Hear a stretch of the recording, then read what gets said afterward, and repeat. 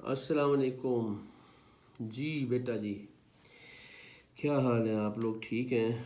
अच्छा, अभी हमारा अब एक्सरसाइज 1.3 शुरू करने लगे हैं। न्यू बुक है हमारी, 9th क्लास मैथमेटिक्स। ठीक है, 2026 में जिन बच्चों ने पेपर देने हैं बोर्ड के, वो इसी बुक के तहत देंगे। तो इसका क्वेश्चन नंबर एक्सरसाइज 1.3 हम करने लगे हैं। पहला क्वेश्चन है बेटा, वो कहता है जी, the sum of three consecutive integers is 42, find the three integers. लो भाई, इंटीजर्स क्या होते हैं आपको पता तो है। वो नंबर जो प्लस में भी होते हैं, माइनस में भी होते हैं। माइनस से चलते आ रहे हैं, फिर 0, फिर 1 2 3 +1, इस तरह चलते जा रही है। तो वो कहते हैं कि कोई से भी तीन इंटीजर्स हैं कंसेक्टिव। कंसेक्टिव का मतलब है एक के बाद दूसरा आ रहा है लगातार, यानी कि अगर 2 है 2 के बाद 3 होगा, 3 के बाद 4 होगा, इस तरह से। ठीक है, तो वो कहते हैं इनका सम, इनको अगर जमा किया जाए तीन कंसेक्टिव इंटीजर्स को, तो वो आंसर बनता है 42। ये कंडीशन है। तो वो कहते हैं इंटीजर बताएं क्या क्या होंगे। हम कहते हैं फर्ज किया, लेट फर्स्ट इंटीजर, फर्ज किया पहला इंटीजर जी हमारा x है। अब अगला इंटीजर कैसे आएगा, मैंने आपको बताया कंजेक्टिव। कंजेक्टिव ये होता है कि जैसे 2 के बाद 3 कैसे आता है, 2 में क्या ऐड करोगे, 3 आएगा, 1। यानी कि अगला कंजेक्टिव इंटीजर जब भी आएगा वो क्या करेंगे, पिछले इंटीजर में 1 ऐड करने पर अगला इंटीजर मिलेगा। ठीक है, तो अगर फर्स्ट इंटीजर x है बेटा, तो सेकंड इंटीजर x+1 हो जाएगा। ठीक है, फिर इसी तरह थर्ड इंटीजर वो x+2 हो जाएगा बेटा। ठीक है जी, तो अब कंडीशन क्या है, वो कहता है इन तीनों इंटीजर्स का सम, यानी कि अगर इन तीनों इंटीजर्स को हम जमा कर लें, हम अकॉर्डिंग टू गिवन कंडीशन क्या है कि इन तीनों इंटीजर्स को हम जमा कर लेते हैं। ये जमा कर लें तो किसके बराबर आंसर आता है, 42। ये सवाल के अंदर दिया हुआ था। ठीक है, कंडीशन दी हुई थी कि sum of three consecutive integers is 42। ये तीन कंजेक्टिव इंटीजर्स हमने ऐड कर दिए, पहला, दूसरा और तीसरा। ठीक है, तो आंसर 42 के बराबर है। अब इनको हल कर लेंगे बेटा। लो जी, इसकी ब्रैकेट हटाएं, प्लस बाहर होने की वजह से साइन का कोई फर्क नहीं पड़ेगा। ठीक है, ये आ गया। अब देखें कितनी दफ़ा एक्स आ रहा है, 1 2 और 3 मरतबा। तो ये 3x ऐड हो रहे हैं, तीनों के साथ प्लस का साइन है, तो ये 3x हो जाएगा। और 1 और 2 ऐड करके ये 3 बन जाएगा, तो 3x + 3 आ जाएगा हमारे पास। ठीक है, हम यहाँ से x की वैल्यू लेने के लिए हम पहले इस 3 प्लस की रकम को हटाएंगे यहाँ से।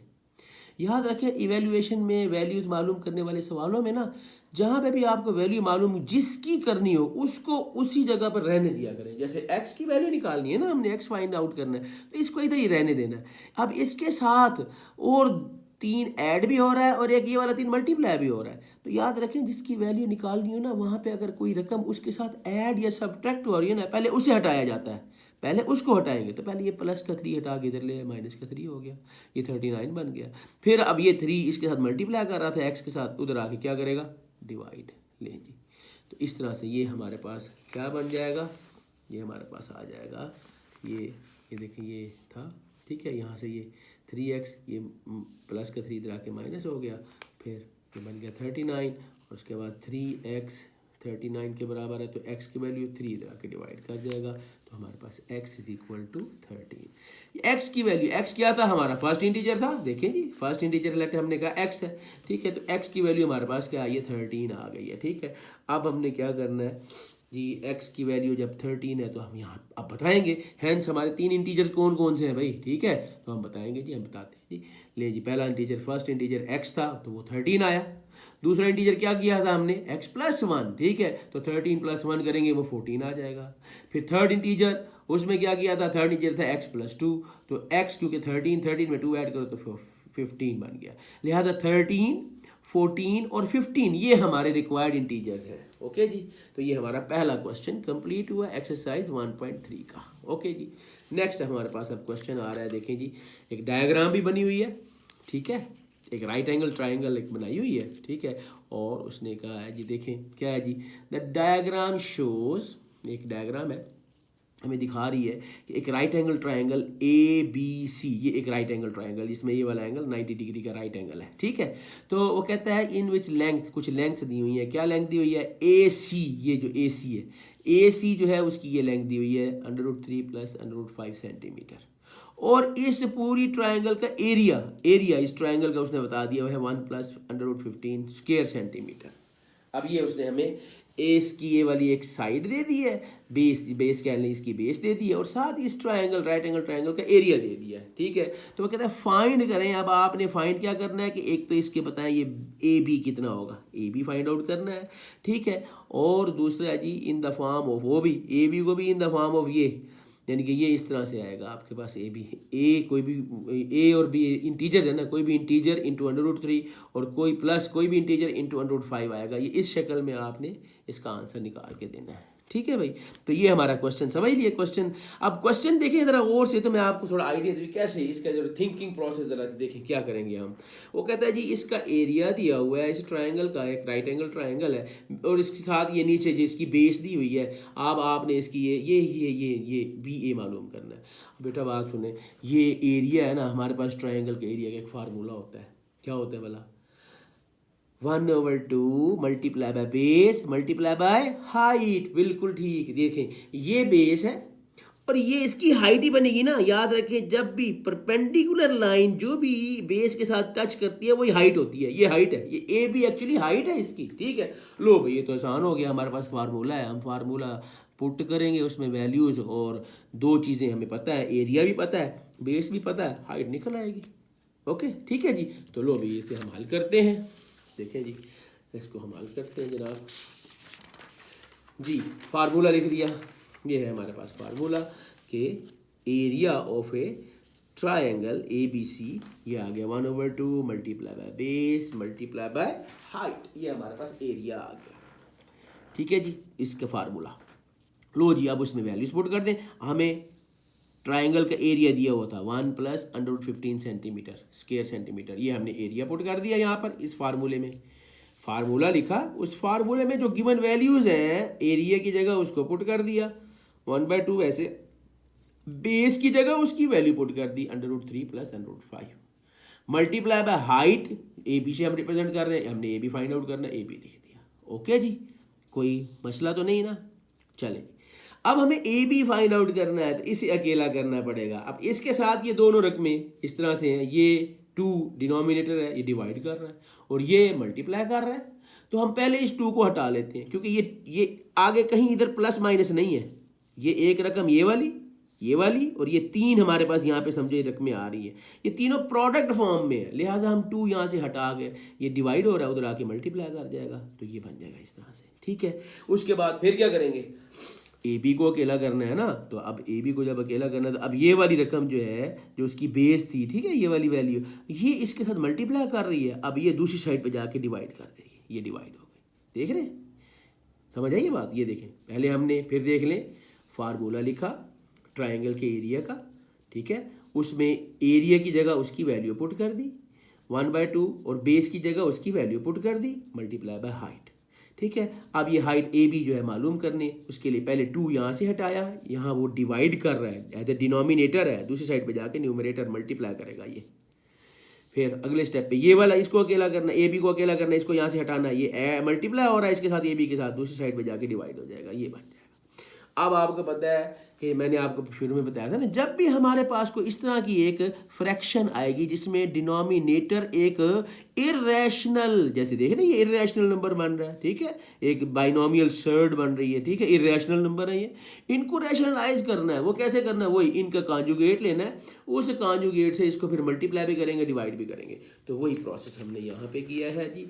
देखिए जी, हमने इसको कुछ, मैंने इसको यूँ लिख दिया कि ये वाली साइड इधर ले आया, दैट इम्प्लाइज, लिख सकते हैं कि दैट इम्प्लाइज इस तरह से कि ये A B is equal to इसके बराबर, और साथ ही मैंने इधर मल्टीप्लाई और डिवाइड कर दिया इसके डिनोमिनेटर, यहाँ पे ये जो डिनोमिनेटर है इसके कॉन्जुगेट्स, ये कॉन्जुगेट, ये प्लस है ना, ये माइनस, ये इसका कॉन्जुगेट बनता है। ठीक है, इससे मैंने मल्टीप्लाई भी कर दिया, डिवाइड भी कर दिया। ठीक है, उसी तरह से आप इनको हल करेंगे, 2 इंटू, इनको पहले आपस में मल्टीप्लाई करेंगे, 2 बाद में मल्टीप्लाई करेंगे, ये मैंने इनको मल्टीप्लाई किया। देखिए मल्टीप्लाई करने का वही रूल, देखिए पहले इस 1 को इस √3 से मल्टीप्लाई किया तो ये √3 आ गया, फिर इसी 1 को √5 से भी मल्टीप्लाई किया, ठीक है जी, तो वो ये हमारे पास क्या आ जाएगा, ये माइनस का √5 यहाँ आ गया। तो मैंने पहले इसको इससे किया, फिर इस 15 को इससे मल्टीप्लाई कर दिया जी, ये लें जी, इसको जब इसको इससे मल्टीप्लाई करेंगे 15 3 जार क्योंकि ये दोनों अंडर रूट में है, दोनों स्क्वायर रूट में है, दोनों का जो सर्ट्स जो बन रही हैं इनका ऑर्डर सेम है, इसके भी ऑर्डर सेम है, इसका भी, यानी कि ऑर्डर दोनों का सेम है, तो ये मल्टीप्लाई हो सकती है। तो 15 3 इधर 44 अंडर रूट आ गया, 45 सॉरी, ठीक है। फिर इसी तरह से 1 को हमने 5 से मल्टीप्लाई किया, वो माइनस अंडर रूट 5 आएगा, और फिर इसको फिर इससे मल्टीप्लाई करेंगे तो ये 15 5 ये 75 अंडर रूट, ठीक है। तो इसकी ये मल्टीप्लिकेशन हुई। नीचे देखें सेम वही सेम रकम है, यानी कि एक कॉन्जुगेट है आपस में, कॉन्जुगेट जब मल्टीप्लाई करते हैं तो फार्मूला बन जाता है ना, पहली रकम का स्क्वायर माइनस दूसरी रकम का स्क्वायर। ओके जी, हाँ जी। अब देखें जी अंदर जो सर्ट्स हैं इनको हम सॉल्व कर लेते हैं। हमारे पास एक तरीका है, हम क्या करते हैं, इनको यहाँ से इनके फैक्टर्स बना लेंगे, ठीक है बेटा जी। हम इनके क्या बना लेंगे, फैक्टर्स। ये देखें ये जो 45 आपको नज़र आ रहा है, 45 के फैक्टर क्या बने, 3 3 9 9 5 45, ये मैंने फैक्टर बनाए प्राइम फैक्टर्स। इसी तरह से यहाँ पे ये 75 है, इसके यहाँ बना लिए 3 5 25, सॉरी 3 5 15 15 5 25, ये इसके फैक्टर बन गए। तो इस तरह से इनको लिख दिया, ठीक हो गया। और नीचे रकम देखें, स्क्वायर से स्क्वायर रूट कट गए, 3 - 5 आ गया। अब ये बन जाएगा 2 √3। अब देखिए ये 3 दो हम मल्टीप्लाई कर रहा है तो 3 की पावर 2 आ जाएगी हमारे पास, ठीक है। फिर माइनस का यहाँ पे सीधा √5 माइनस सेम यहाँ पे 5 की पावर 2, 3 मल्टीप्लाई बाय 5 की पावर 2, ठीक हो गया जी। उसके बाद देखें जी नेक्स्ट हमारे पास क्या आ रहा है जी, कि ये आ गया यहाँ से, ये अभी मैंने इसको, ये आ गया ना, ये प्रोडक्ट फॉर्म में, तो हम इस 2 से इस 2 को कट कर दिया, ठीक है। यहाँ माइनस का 1 बच गया, ठीक है, वो नीचे आ गया इधर। और इधर ऊपर क्या बच गया, ये √3 ये आ गया। इधर इसका जो है 3 का स्क्वायर इसके स्क्वायर रूट से क्या होगा, कट जाएगा, ये 3 बाहर आ जाएगा, और 5 अंडर रूट उसी तरह से, ठीक है। इसी तरह से माइनस का 5 अंडर रूट ये आ जाएगा। सेम यहाँ पे भी वही काम होगा कि जिसके ऊपर स्क्वायर है उसका स्क्वायर से स्क्वायर रूट कट जाएगा, 5 जो है इससे कट के 5 बाहर निकल आएगा, 3 अंदर उसी तरह से रह जाएगा, ये आप आगे देख रहे हैं। अब आप देखें यहाँ पर ये प्लस का √3, सॉरी प्लस का 3 √5 है, और ये माइनस का 5 √3 है, ये डिफरेंट है, ठीक है। तो अब हमने इनको सॉल्व कैसे करना है वो आप देखें। ये रकम और ये रकम लाइक टर्म्स है, जरा और से देखें, ये भी √3 है, ये भी √3 है, ये 1 √3 प्लस का 1 √3 है, और ये माइनस का 5 √3 है, ये कहलाती है लाइक टर्म। ये आपस में प्लस माइनस हो जाएंगे, माइनस का 5 है और प्लस का 1 है, तो देखें 5 में से एक माइनस कर दें तो 4 बचेगा, दोनों में से 5 बड़ा है उसके साथ माइनस का साइन है तो माइनस आ जाएगा, ये आ जाएगा माइनस का 4 √3। इन दोनों को जब हमने हल किया देखिए ये प्लस माइनस हो गए। इसी तरह ये और ये आपस में प्लस माइनस हो जाएंगे, ये आ जाएगा आपके पास, ये 3 √5 है और ये माइनस का 1 √5 है, तो 3 में से 1 माइनस कर दें तो 2 √5 आ गया, ये नीचे माइनस का 1 है। अब इस माइनस के साइन को हम ऊपर ले जाएं तो ये ऊपर जाके इन दोनों को मल्टीप्लाई करके इसे नेगेटिव नेगेटिव पॉजिटिव कर देगा, इसको नेगेटिव कर देगा। ले भाई वही आंसर आ गया जो उसने पूछा था कि आपका आंसर कैसे होना चाहिए, A √3 माइनस B √5 की शक्ल में आंसर होना चाहिए। तो ये आ गया, where A and B are the integers, ये 4 और 5 - 2, ये हमारा आंसर है। तो ये हमारे पास इसकी बेस हाइट की वैल्यू आ जाएगी 4 √3 - 2 √5 सेंटीमीटर, ये ओके जी। तो ये हमारा क्वेश्चन नंबर 1 एक्सरसाइज 1.3 ये हुआ। नेक्स्ट हमारे पास जो है देखें क्या क्या जी, अगला क्वेश्चन नंबर ये है जी, क्वेश्चन नंबर 2 था ये हमारा, ये है जी एक्सरसाइज 1.3 क्वेश्चन नंबर 2। अब हम करते हैं जी, हमारा तीसरा सवाल है इसी एक्सरसाइज का, क्वेश्चन नंबर 3, ठीक है जी। ये क्वेश्चन नंबर 3 करने लगे हैं भाई। हाँ जी, ये है जी, a rectangle has sides of length, ये बताया अभी, ये एक रेक्टेंगल की जो साइड है ना उनकी मेजरमेंट ये बता दी है, ये और ये। Express the area of the rectangle in form of A + B √2 where A and B are the integer. अब इसको आप एरिया बनाएं भाई, एरिया। अब रेक्टेंगल के एरिया का क्या फार्मूला होता है, length multiply by breadth, length भी दी हुई है ब्रेड्थ भी दी हुई है, इनको हल करते हैं। लो जी सोल्यूशन कर रहे हैं। सबसे पहले area of rectangle, length multiply by width, ठीक है जी, ये हमने कर लिया। अब जी एरिया ऑफ रेक्टेंगल हमने फाइंड आउट करना है ना, ठीक है, एरिया को हमने एक्सप्रेस करना है इस शक्ल में। ले जी लेंथ आ गई, ये लेंथ की जगह पे हमने इसको पुट कर दिया और विड्थ की जगह पे हमने इसे पुट कर दिया, दोनों प्रोडक्ट फॉर्म में मल्टीप्लाई करेंगे, तो अब आप देखें इनकी मल्टीप्लिकेशन कैसे की भला। देखें जी, ये है मल्टीप्लाई करा रहे हैं, इस 2 को पहले मैंने इस 5 से मल्टीप्लाई किया, ठीक है, तो ये 10 आ गया। फिर यही 2 इस रकम से अभी मल्टीप्लाई करेगा इस दूसरे यानी कि -4/√2 से, ठीक है। तो ये देखें यहाँ पे 4/√2 ये आ गया इसका आंसर। अब ये कैसे आया है मैं आपको समझा देता हूँ बेटा। देखें ये जब 2 को हम मल्टीप्लाई करेंगे इस 4/√2 के साथ तो क्या बनेगा। देखें ये जो 2 लिखा हुआ है, अगर इसको मैं लिख दूँ 2 मल्टीप्लाई बाय 2, बात समझ आई है। देखें ना 2 मल्टीप्लाई 2, जब इसको दोनों करोगे तो आपके पास क्या आएगा, √2 का स्क्वायर बन जाएगा, स्क्वायर से स्क्वायर रूट कट जाएगा, वही चीज़ बच जाएगी। तो मैंने इसको इस शक्ल में लिख दिया, देख रहे हैं, मल्टीप्लाई बाय 4/√2। अब 1/√2 से ये कट गया तो बाकी क्या बच जाएगा, 4/√2, वही चीज़ जो यहाँ पे आई हुई है, माइनस क्योंकि प्लस ये 2 प्लस माइनस था ना, तो ये 4/√2 ये आ गया। ओके जी। उसके बाद फिर इस √18 को भी पहले इससे मल्टीप्लाई किया, अब इससे मल्टीप्लाई किया तो देखिए ये भी प्लस का 5/√18 आ जाएगा। फिर इसी √18 को अब इससे मल्टीप्लाई करना है, ठीक है। जब इससे मैंने मल्टीप्लाई किया तो ये मेरे पास आ गया 4/√18 ऊपर है, नीचे √2 आ गया, ये ठीक हो गया जी। उसके बाद अगले स्टेप पे देखें जी, नेक्स्ट हमने क्या किया है जी, ये 10, ठीक है जी, इस 10 -4/√2 प्लस उसी तरह से लिख दिया। यहाँ पे इनके हमने फैक्टर 18 के फैक्टर 2 मल्टीप्लाई बाय 3, ठीक है। इसी तरह यहाँ पे भी इसी के फैक्टर बना लिए हमने, ठीक है, ताकि हम इनको सॉल्व कर सकें। तो देखें ये फैक्टर बन गया, स्क्वायर से स्क्वायर रूट, ये अगले स्टेप पे ये देखें यहाँ पे स्क्वायर बन गया, ये पेयर था स्क्वायर बन गया, इधर ये भी स्क्वायर बन गया, ठीक है। बाकी रकम एज इट इज आ गई। अब जिसका स्क्वायर है वो स्क्वायर रूट से कट गई बाहर आ जाएगा, देखिए अगले स्टेप पे ये उसी तरह से आ गया, ये एज इट इज आ गया 5 उसी तरह से। अब ये जो है इसमें इसका 3 का स्क्वायर है और ऊपर स्क्वायर रूट है, 3 का स्क्वायर और स्क्वायर रूट आपस में कट गए तो 3 बाहर आ गया, जबकि 2 रहेगा उसी तरह से। माइनस यहाँ पे भी इसी तरह 3 बाहर निकल आएगा, 2 अंदर रहेगा। ये अब ये आपके पास क्या बन जाएगा, ये वाला 2 और ये 2 कट गया, ठीक है।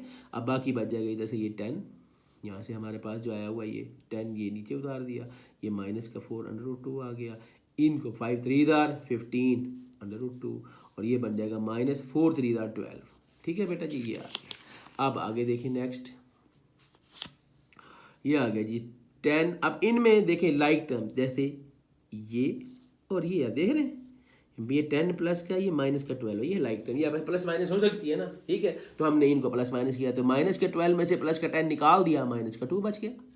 इसी तरह ये दोनों लाइक टर्म्स हैं, √2, ये प्लस का 15 है और ये माइनस का 4 है, तो 15 में से 4 निकाल दिए, 11/√2 आ गए, देख रहे हैं जी, ये हमारे पास 11/√2 आ गए, ठीक हो गया। अब यहाँ पे हमने इसको, ये हमारा आंसर बन गया। यही उसने कहा था अपने आपने क्या करना है, जो आपका एरिया है, देखिए सवाल में क्या पूछा था उसने कि एरिया को इस शक्ल में एक्सप्रेस करना है, a+b/√2, जहाँ पर a और b एक इंटीजर्स हो, ठीक है, वही काम हमने किया है। देखिए एरिया आ गया a, देख रहे हैं ये a+b/√2, ठीक है। तो a की जगह -2 आ गया और b की जगह 11/√2, तो ये हमारा आंसर, ठीक है। ओके जी, हमारा क्वेश्चन नंबर 3 कंप्लीट हुआ। लो जी, अब अगला सवाल आ रहा है हमारे पास, क्वेश्चन नंबर 4। वो कहता है find 2 number whose sum is 68 and difference is 22, यानी कि 2 नंबर है, जब उन्हें जमा करते हैं तो उनका आंसर आता है 68, लेकिन जब उन्हीं 2 नंबरों को माइनस करते हैं तो 22 बनता है। नंबर मालूम करें, ठीक है जी। तो हम शुरू करते हैं। लेट फर्ज कर लिया कि वो 2 नंबर, एक नंबर x है, दूसरा नंबर क्या है y है। Let x and y be the numbers. अब कंडीशन क्या है कि पहली कंडीशन ये है कि जब इन दोनों को ऐड करते हैं, इनके x + y करें तो 68 बनता है, और जब इसमें से इसको माइनस करें, x - y करें तो 22 बनता है। ये हमारी कंडीशन है, ठीक है। तो इस कंडीशन को फॉलो करते हुए हमने यहाँ पर क्या बना दी, इसकी इक्वेशन बना दी है। ये हमारे पास इसकी इक्वेशन आ गई, देख रहे जी, ये हमने इक्वेशन बना ली। x + y = 68 इक्वेशन 1, और इसी तरह से x - y = 22 इक्वेशन 2। यहाँ हमें ये पता है भी x बड़ा है, ठीक है, ये हमने बता दिया। अब इन दोनों को ऐड करें, इन दोनों इक्वेशन को ऐड करें, +y से -y कट गया, ये दोनों ऐड हो गए 2x, और इधर ऐड करके 90 बन गया।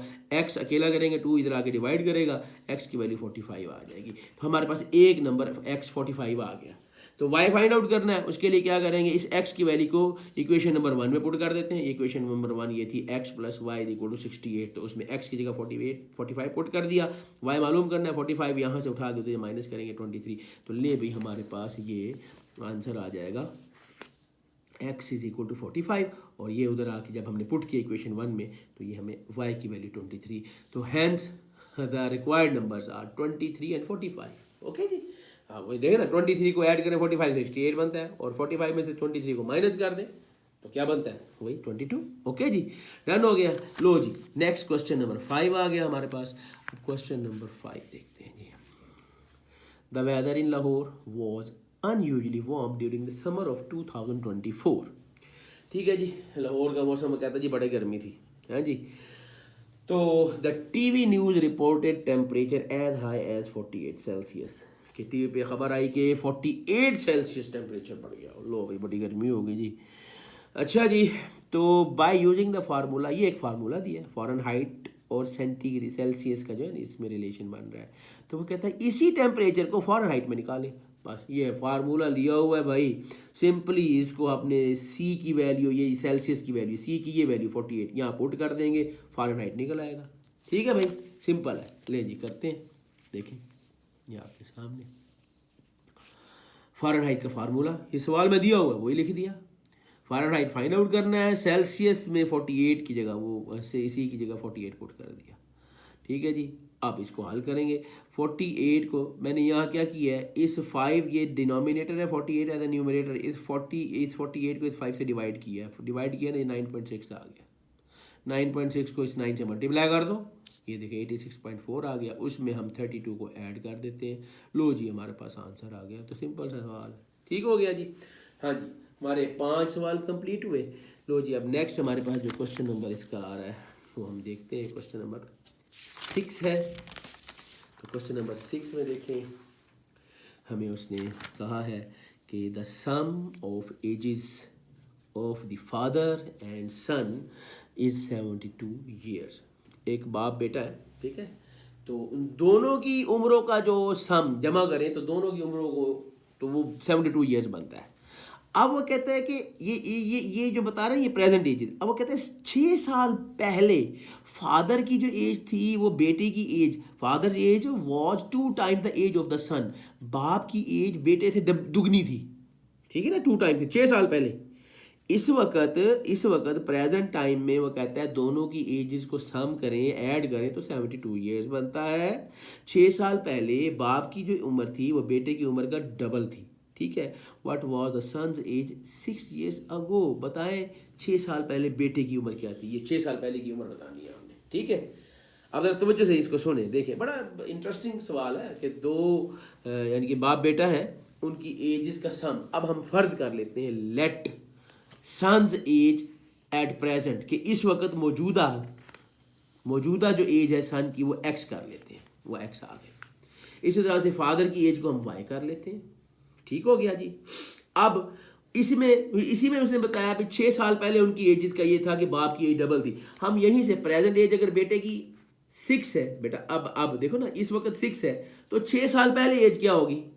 देखो ना मेरी एज फर्ज इस वक्त मैं आपको बताऊं, मेरी एज इस वक्त जी 46 ईयर्स है, तो 6 साल पहले मेरी एज क्या थी 40 ईयर्स ना। तो कैसे 46 में से 6 को क्या करेंगे, माइनस करेंगे। ठीक है, तो 6 साल पहले की एज, आप अपनी एज अगर 6 साल पहले निकालना चाहते हैं तो आप अपनी एज में से 6 माइनस कर देंगे ना। तो यही चीज हमने यहाँ किया कि बेटे की उम्र क्योंकि इस वक्त तो एक्स है, तो 6 साल पहले एक्स में से यानी कि जो मौजूदा उम्र है उसमें से 6 माइनस कर दो, 6 साल पहले ये उम्र होगी बेटे की।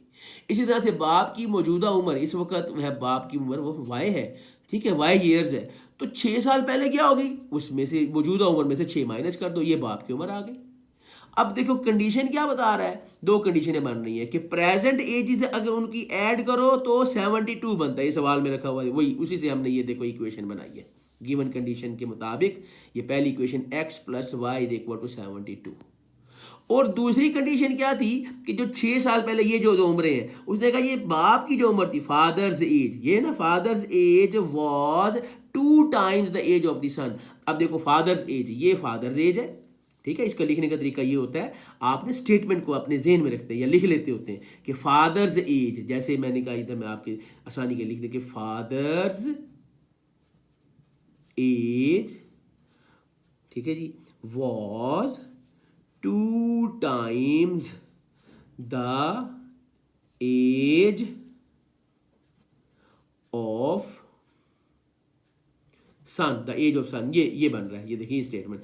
अब फादर्स एज क्या है, ये 6 साल पहले की बात हो रही है। फादर्स एज क्या है, y-6। तो देखें इधर, ये यहाँ पे मैंने ये लिखा है पहले, फादर्स एज ये y-6, ठीक है। याद रखिए जहां भी ये हेल्पिंग वर्ब आएगा ना, ऐसी कंडीशन में इक्वेशन बनाने के लिए हेल्पिंग वर्ब जहां भी आ रहा होगा वहां आपने इक्वल लगा देना है, ठीक है। इक्वल लगा दिया, फिर 2 टाइम्स, ये 2 टाइम्स का मतलब मल्टीप्लाई करना, मल्टीप्लाई करते हैं किससे, एज ऑफ सन से, सन की एज ये है, लो भी ये इक्वेशन बन गई। ये है तरीका इक्वेशन बनाने का, ठीक है जी। गिवन कंडीशन, पहली कंडीशन तो आसान है ना कि दोनों की प्रेजेंट एज का सम, दोनों को ऐड करो तो वो कितना बनता है जी, वो 72 बनता है। ये पहली इक्वेशन।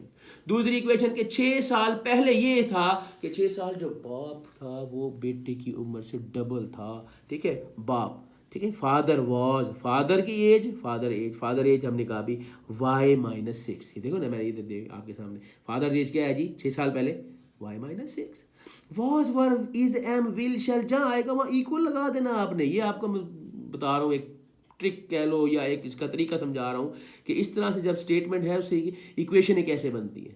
तो वॉज वेयर ये यहाँ पे इक्वल लग जाएगा। आगे 2 times 2 multiply by age of son है जी x-6। लो भाई ये हमारे पास इक्वेशन आ गई, ये मैंने यहाँ लिख दी, देख रहे हैं। अब इसको सॉल्व कर लूँगा उसी शक्ल में कि y-6, अब ये 2 अंदर मल्टीप्लाई कर दिया, 2x-12। यहाँ से मैं इसको x और y को लेफ्ट पे ले आता हूँ, ये 2 को उठा के लेफ्ट पे गया, ये प्लस का था, इधर आके माइनस का 2x हो गया, ये प्लस का y उसी तरह रहा अपनी जगह पर है, इसलिए -2x + y हो गया, इज इक्वल टू ये माइनस का 12 अपनी जगह पे, ये वाला माइनस का 6 इधर आके प्लस का 6 हो गया। तो इससे हमारे पास जो दूसरी इक्वेशन ये बन गई कि माइनस का 2x + y is equal to -6। ये इक्वेशन 2, ये इक्वेशन 1 आ गई, ये इक्वेशन 2 बन गई। ले भाई ये आपको इक्वेशन 2 मैंने एक्सप्लेन कर दी कैसे बनी है, ठीक है। अब हमने क्या करना है, इन इक्वेशन 2 और 1 को आपस में सब्ट्रैक्ट कर देना है, ठीक है जी। ले भी हम इनको सब्ट्रैक्ट कर देते हैं, y क्योंकि दोनों के y वेरिएबल सेम है ना, ठीक है, दोनों के कोफिशिएंट सेम है 1 1, इसलिए हम यहाँ पे, दोनों का साइन भी सेम है, इसलिए हम यहाँ पे सब्ट्रैक्ट कर देंगे। तो सब्ट्रैक्ट कर देंगे इक्वेशन नंबर 1 को 2 में से, तो ये आ गई हमारे पास 2 इक्वेशन है, पहले लिख देंगे, ये 1 बाद में लिख देंगे।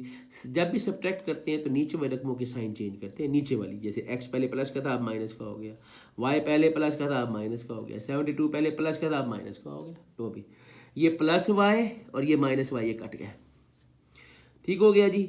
उसके बाद ये माइनस का 2x और माइनस का x ऐड होके माइनस का 3x बन जाएगा। इसी तरह ये दोनों ऐड होके साइन, क्योंकि साइन सेम है ना, जब सेम साइन हो ना तो एडिशन होती है, साइन वही रहता है, ठीक है, माइनस का साइन रहेगा और दोनों ऐड होके 78। लो भी x हमने फाइंड आउट करना है, -3x मल्टीप्लाई कर रहा था, x के साथ इधर आके डिवाइड हो जाएगा, माइनस से माइनस भी कट जाएगा और 3 से ये कट करेंगे तो 26 आ जाएगा। तो हमारे पास x इज इक्वल टू 26 आ गया। अब आपको याद रखें ये x क्या थी, x जो है वो बेटे की मौजूदा एज थी, प्रेजेंट एज, ये present age at present time x थी, ठीक है।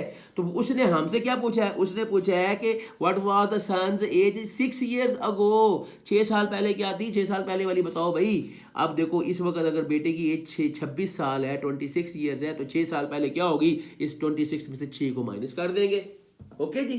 लो जी, hence the age of son 6 years ago was क्या था, x -6 था ना, तो उसमें 26 में से आप 6 माइनस कर दें, 20 years, ये हमारा आंसर।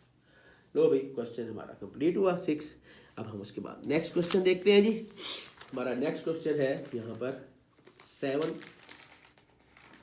क्वेश्चन नंबर 7 है जी। शुरू करते हैं जी। ये सवाल है कुछ इस तरह से कि वो कहता है भाई Mirha bought a toy for ₹1500।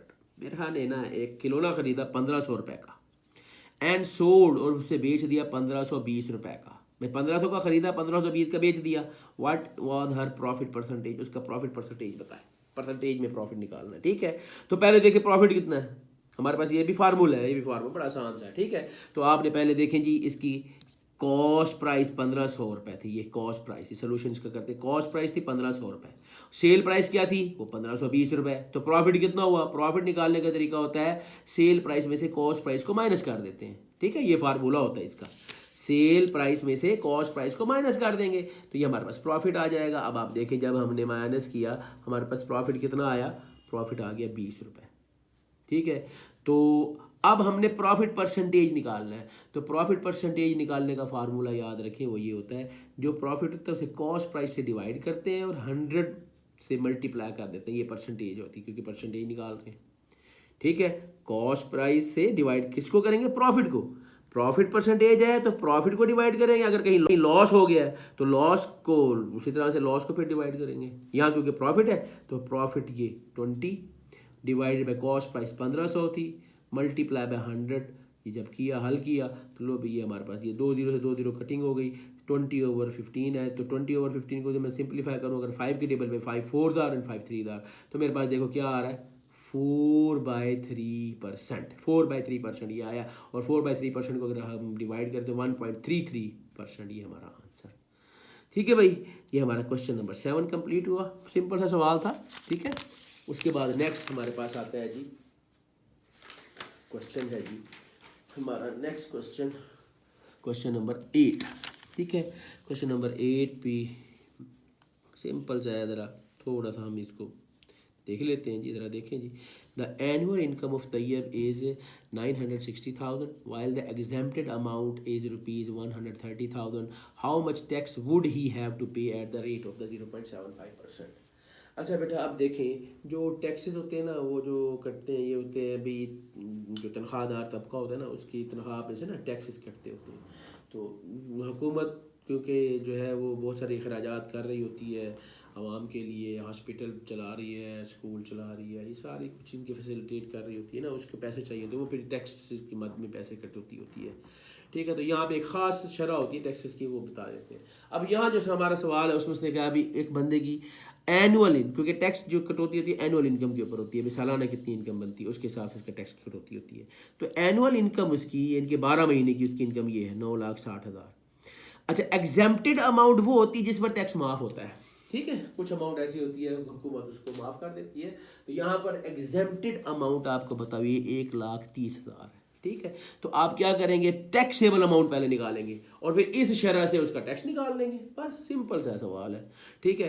तो पहले आपने ये जो तनख्वाह है उसमें से एग्जेम्प्टेड अमाउंट को माइनस करना है, ठीक है। तो इसका सोल्यूशन करते हैं, पहले हम लिखेंगे टोटल इनकम कितनी है, वो 9,60,000 है, एग्जेम्प्टेड इनकम कितनी बताई थी 1,30,000, तो टैक्सेबल इनकम कितनी बनी, तो एग्जेम्प्टेड इनकम को टोटल इनकम में से हमने क्या करना है माइनस कर दिया, तो हमारे पास ये जो रकम आई 8,30,000 ये हमारी टैक्सेबल इनकम है, यानी कि इस पर हमें टैक्स अदा करना पड़ेगा, ठीक है। लो जी इस पर हम टैक्स अदा करते हैं, ठीक है। अब टैक्स का एक रेट बता दिया उसने कहा कि 0.75% टैक्स का रेट है, तो इस रेट के मुताबिक हम अमाउंट ऑफ टैक्स निकालेंगे। तो लो भैया ये आपके पास कैलकुलेटर भी अलाउ है, इसमें आप कर सकते हैं कि 0.75% ऑफ 8,30,000, ठीक है। तो ये परसेंट ये ऑप्शन होती है कैलकुलेटर के बाद 0.75% का एक बटन है उसको दबाएं, मल्टीप्लाई करें 8,30,000 से और इक्वल दबाएं, ये आंसर आ जाएगा, ठीक है। बाकी इसको अगर इस तरह इसको मैनुअली कैलकुलेट करना चाहते हैं वो भी हम कर सकते हैं कैलकुलेट, ठीक है। तो मैनुअली कैलकुलेशन अगर करना चाहते हैं तो वो बड़ी आसानी से वो भी हो जाएगी, कोई इतना बड़ा इशू नहीं है, ठीक है जी। वो मैं आपको ये बता देता हूँ, ऐसे हो जाएगी कि आपके पास ये जैसे दिया हुआ है 0.75% ऑफ क्या है जी 8,30,000 रुपये, ठीक है। तो आप क्या करेंगे इसको ये पॉइंट ख़त्म करके 75/100 हो जाएगा, ठीक है। परसेंटेज को भी जब ख़त्म करते हैं तो 1/100 होता है क्योंकि परसेंटेज आउट ऑफ 100 होता है, याद रखना, ठीक है। मल्टीप्लाई ऑफ मल्टीप्लाई 830,000, लो भाई नीचे भी 4 जीरो हैं और इधर ऊपर भी 4 जीरो कट गए आपस में, ठीक है। पीछे क्या रह गया 83 को मल्टीप्लाई कर दो 75 से, 83 को जब हम 75 से मल्टीप्लाई करते हैं तो बेटा ये आंसर आता है 6225, ये हमारा आंसर इस तरह से, ठीक हो गया जी। लो ये हमारा क्वेश्चन नंबर जो है 8 कंप्लीट हुआ, ठीक है। अब हम करते हैं आखिरी सवाल इस एक्सरसाइज का, क्वेश्चन नंबर 9 है, ठीक है। Find the compound markup on 3,75,000 for 1 year at the rate of 14% compounded annually. लो भी, ये बैंकों के अंदर जो होता है ये वो शरह सूद जिसे हम कहते हैं, ठीक है। तो ये जिससे यहाँ पर बताई हुई है उसने कि वो उसकी शरह सूद क्या है, वो रेट जो है उसका मार्कअप वो 14% है, ठीक है। ये एक उसकी बेसिक ये जो हमारी अमाउंट होती है ना, जो हम बैंक में जमा कराते हैं, ठीक है, फिक्स कराते हैं या डिपॉजिट कराते हैं, उसे प्रिंसिपल अमाउंट कहते हैं, ठीक है। तो मैंने यहाँ पे देखिए इसको हल किया सोल्यूशन कि प्रिंसिपल अमाउंट हमारी, इसको पी से भी रिप्रेजेंट करते हैं, कैपिटल पी, प्रिंसिपल अमाउंट जो रकम जमा की जाती है वो 3,75,000 है। रेट ऑफ मार्कअप ये है, ठीक है। अब हमने एक फार्मूला होता है हमारे पास, कंपाउंड इंटरेस्ट होता है, एक होता है सिंपल इंटरेस्ट, दो चीज़ें होती हैं, ये अलग-अलग होती हैं, इन दोनों के अलग-अलग फार्मूले होते हैं। यहाँ पे कंपाउंडेड उसने कहा, ये कंपाउंड इंटरेस्ट मांग रहा है मार्कअप या इंटरेस्ट एक ही बात है बेटा, ध्यान में रखना, ठीक है। हम इसको एक ही चीज़ समझते हैं। तो अब वो कहता है भी इसमें आपने क्या करना है कि कंपाउंडेड जो है उसका मार्कअप निकालना है। तो कंपाउंडेड मार्कअप निकालने का ये तरीका, ये फार्मूला होता है कि टोटल अमाउंट निकलती है कि प्रिंसिपल अमाउंट में जितना मार्कअप आया वो ऐड करके सारा का सारा टोटल अमाउंट ये बनती है, उसका ये फार्मूला होता है P फॉर प्रिंसिपल अमाउंट, कि principal amount into 1 plus R for rate of the markup over 100 और इंटू पावर n से मुराद क्या है, नंबर ऑफ ईयर्स, ठीक है। तो ये हमने फार्मूला लिखा, इसमें वैल्यूज पुट कर दी। अब देखें पी की वैल्यू क्या है, आपके सामने बताया पी क्या होता है, प्रिंसिपल अमाउंट। ये फार्मूला याद करना पड़ेगा आपको ये वाला, ठीक है। पी क्या होता है, प्रिंसिपल अमाउंट हमारे पास कितनी उसने बताई थी, 3,75,000, ये आगे +1 रेट उसने बताया था 14%, यहाँ 14 आ जाएगा, ओवर नीचे 100 आ गया, और एन एक साल उसने टाइम दिया था इन 1 ईयर, फॉर 1 ईयर, तो वो एक साल, एन की वैल्यू 1 है, ये पुट कर दिया हमने, ठीक है। तो इसको हल कर दिया, देखें जी ये ब्रैकेट के अंदर पहले इसको एलसीएम लेके हमने हल किया, एलसीएम 100 आएगा, फिर 100 + 14 हो गया, ठीक है। और फिर इसको अगले स्टेप पे हम हल कर लेते हैं। ये देखें जी ये हमारे पास कुछ यूँ बन रहा है,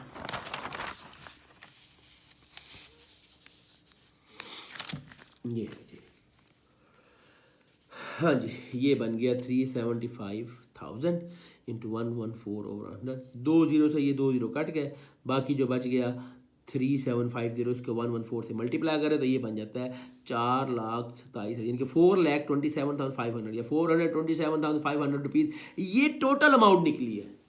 सवाल पूछने वाले ने हमसे पूछा कि मार्कअप कितना बड़ा है, मार्कअप पूछा है, ठीक है। तो मार्कअप निकालने का तरीका ये होता है, अगर कंपाउंड इंटरेस्ट हमने निकाला हो ना तो फिर मार्कअप अलग से निकाल दें, वो या इंटरेस्ट कैसे निकालते हैं उसका तरीका ये होता है कि टोटल अमाउंट जो थी उसमें से प्रिंसिपल अमाउंट को माइनस कर दें तो आपको मार्कअप मिल जाएगा, ठीक है। तो हम इस टोटल अमाउंट 4,27,500 यानी कि 427,500 रुपीज़ टोटल अमाउंट बनी थी एक साल के बाद, तो उसमें से जो प्रिंसिपल अमाउंट थी उसको माइनस कर दें तो ये बाकी बचता है 52,500 रुपीज़ के एक साल बाद, जो उसके पैसों में सूद की शक्ल में जो रकम आई है वो ये 52,500। ओके जी, ले जी हमारी ये हाँ एक्सरसाइज जो है कंप्लीट हुई, ठीक है। पीछे रह गई हमारी रिव्यू एक्सरसाइज, इंशाल्लाह ताला रिव्यू एक्सरसाइज भी हम करेंगे। तो अल्लाह ताला हमारे लिए आसानी फरमाए, आप लोगों के लिए आसानी फरमाए, आपको कामयाब करे, दुआ में याद रखिएगा, और बेटा नमाज़ों का ख्याल रखना है। अल्लाह ताला आसानी फरमाए। अस्सलाम वालेकुम रहमतुल्लाह।